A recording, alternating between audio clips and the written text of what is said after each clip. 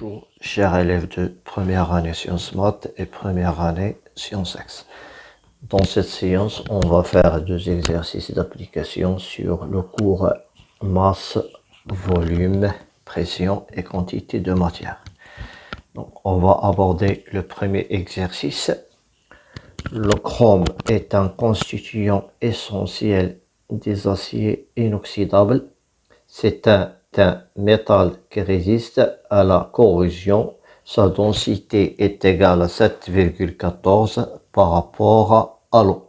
On donne ρO est égal à 1 g par centimètre cube.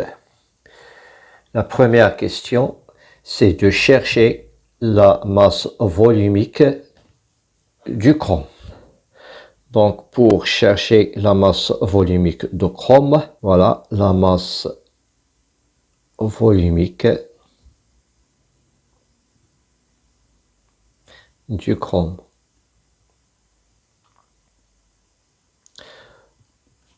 On a la densité, donc on va chercher cette masse volumique à travers la relation de la densité. On sait que D sera égal à ρ chrome sur ρO.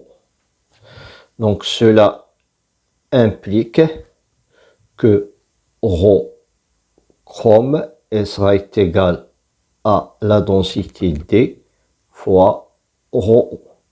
Or, la valeur de la densité D sera, d'après les données, est égale à 7,19.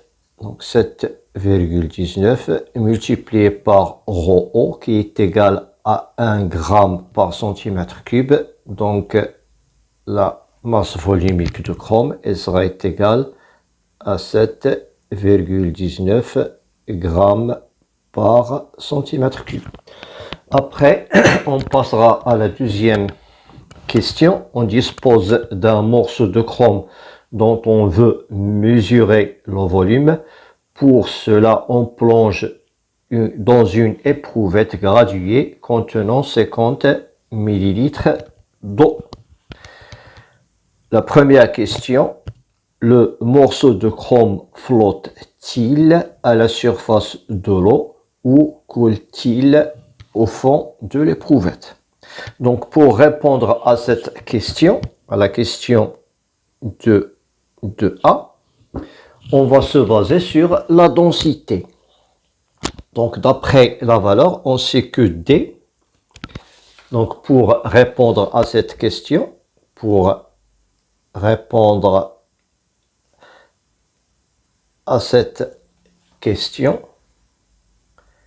il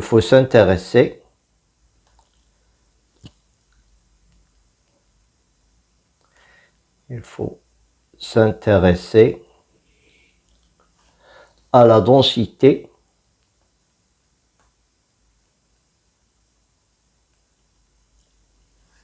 du matériau,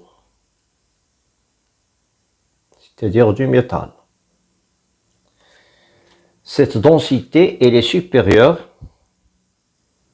Cette densité est supérieure 7 fois. Cette densité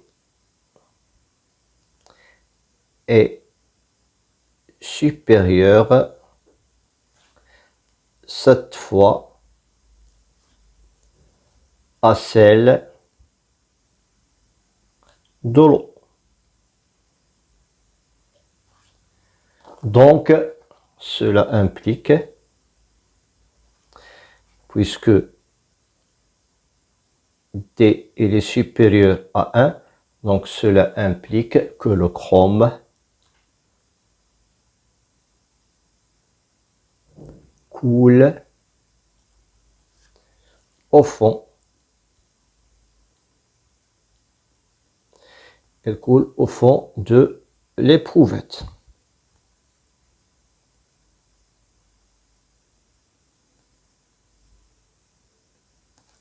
Voilà, on a répondu à cette question. On passera maintenant à la question de B.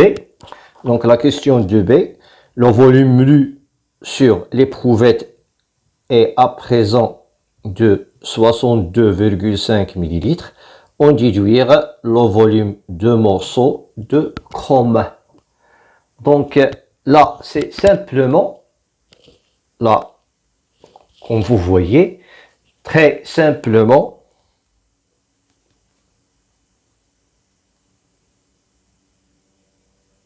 le volume passe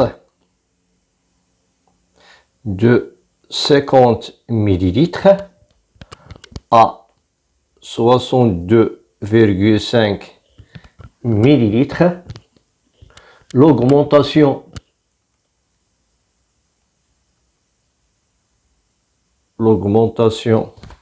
du volume est due au morceau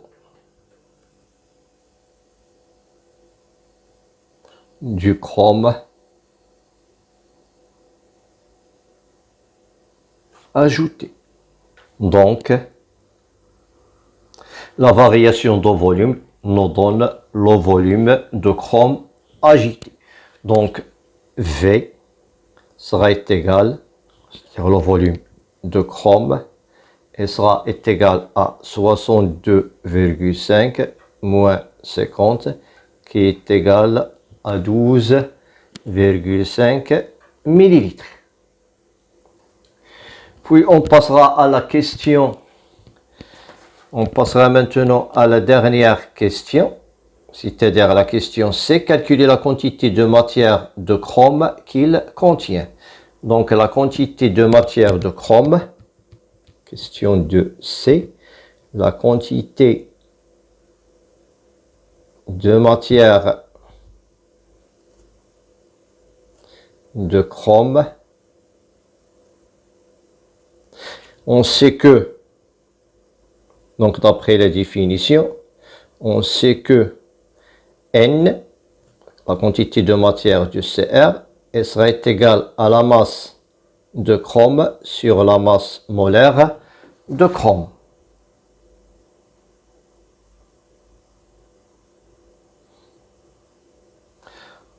Or, la masse de chrome elle sera égale à ρ de Cr fois V de Cr sur la masse molaire de Cr.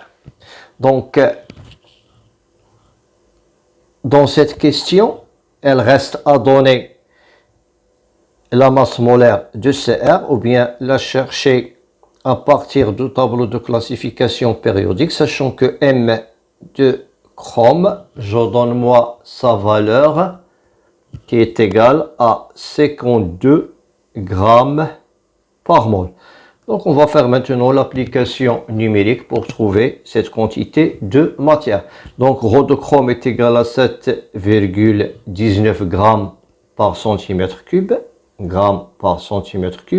fois le volume du chrome qui est égal, déjà calculé, 12,5 centimètres cubes, sur la masse molaire qui est égale à 52 grammes par mol. Voilà, je calcule, je simplifie centimètre cube avec centimètre cube, gramme avec gramme.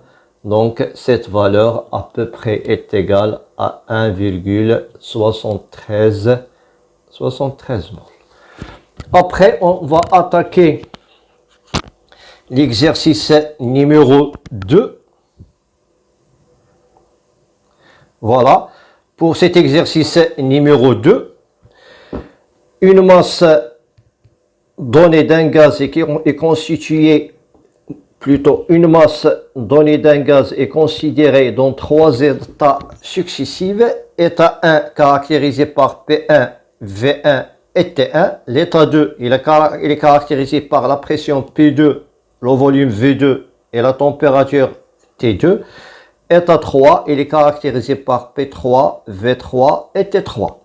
On donne P1 est égal à 1 fois 10 à la puissance 5 pascal, V1 est égal à 2 litres, ici il faut, voilà, est égal à 2 litres, et T1 est égal à 300 degrés Kelvin. Donc, la première question, le passage de l'état 1 à l'état 2 s'effectue à pression constante par une élévation de température de 20 degrés Kelvin, déterminée P2, V2 et T2. Voilà donc pour la première question, c'est-à-dire le petit a, le passage se fait à pression constante. Le passage se fait à pression constante. Voilà.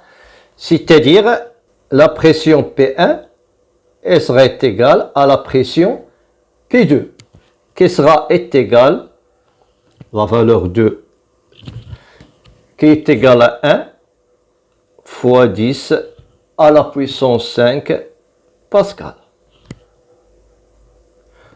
La température, d'après les données, la température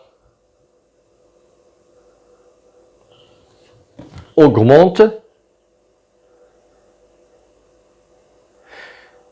de 20 degrés Kelvin. Augmente de 20 degrés Kelvin.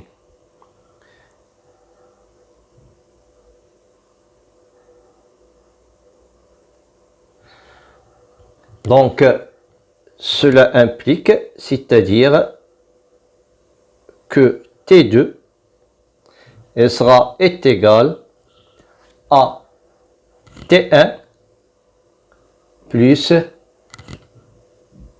20 degrés Kelvin qui sera égal à 320 degrés Kelvin.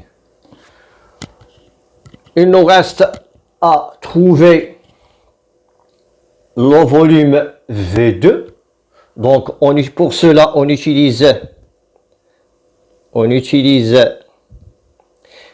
l'équation d'état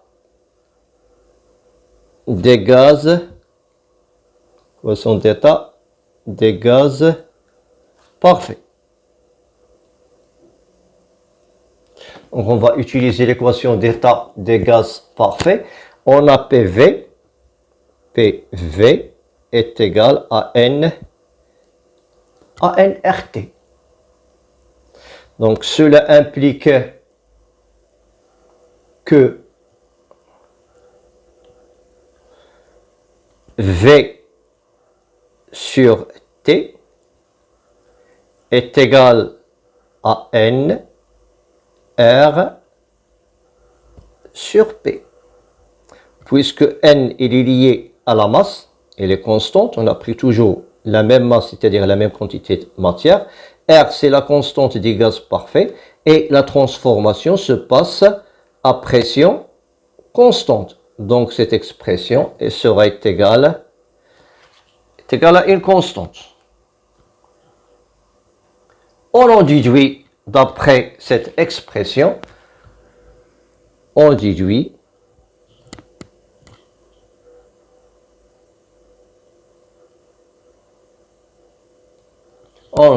que V1 sur T1 est égal à V2 sur T2 qui est égal à une constante. Donc, cela implique que V2 sera égal à V1 sur T1 fois T2. Et on va faire l'application numérique. Donc, cela implique que V2 sera égal la valeur de T2 est égale à 320, la valeur de T1 300, la valeur de V1 est égale à 2 litres. Donc, cette valeur, si on fait application numérique, on trouve que cette valeur est sensiblement égale à 2,1 litres. Après, on passera à la dernière question Donc, dans cette question, on va la relire une autre fois. Donc, le passage de l'état 2 à l'état 3, cette fois-ci, il s'effectue à pression, plutôt à température constante par une augmentation de pression de 1 fois 10 à la puissance 4 pascal. Déterminez P3, V3 et T3. Donc cette transformation se passe à pression ou bien à température constante, c'est-à-dire on va appliquer la loi de Boyle-Mariotte qu'on a vu dans le cours. Voilà donc pour cette transformation. Donc le passage pour la deuxième question, il y a la question B. Le passage se fait à température constante. Le passage se fait à température constante, c'est-à-dire T2, T3 est égal à T2, qui est égal à 320 degrés Kelvin. La pression, d'après les données, la pression augmente de 10 à la puissance 4 pascal, c'est-à-dire que P3 sera égal à P2 plus 1 fois 10 à la puissance 4 pascal, qui est égal à 1,1 10 à la puissance 5 pascal. On peut utiliser maintenant, puisque la transformation se passe à température constante, donc on utilise la loi de Boyle-Mariotte. Donc on peut utiliser la loi de Boyle-Mariotte, car la transformation se passe à température constante, car la transformation se fait à température est égale à une constante. Donc on aura P3 fois V3 qui est égal à P2 fois V2, et je tire la valeur de V3 qui est égale à P2 V2 sur P3. Puis on fera une application numérique. Donc application numérique, V3 est égal à P2 qui est égal à 1 10 5 fois V2 qui est égal à 2,1 litres sur P3 qui est égal à 1,1 10 à la puissance 5 pascal. Donc cela implique que V3 est sensiblement égal à 1,9 litres. On arrêtera ici. Vous trouvez un fichier C-joint qui contient les deux exercices. Allez, bonne chance.